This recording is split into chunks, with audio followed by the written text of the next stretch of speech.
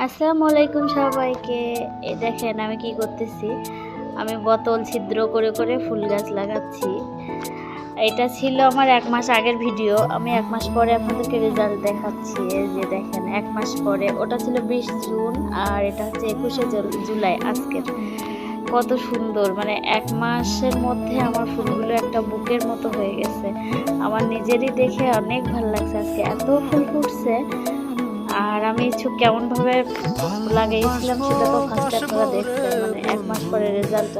মাশাআল্লাহ, এত সুন্দর ফুল, দেখতেও আমার ভালো লাগে। আমার ছেলে তো এটা নিয়ে দৌড়াদৌড়ি করতেছে।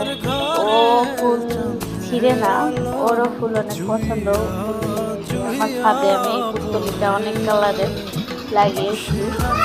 তো গত বছর লাগিয়েছিলাম আর এবছর অনেক ফুল দিয়েছি। আমার চির বসন্ত নতুন করে আরো অনেকগুলো গাছ লাগিয়েছি। এখান থেকে 1 মাস পরে রেজাল্ট।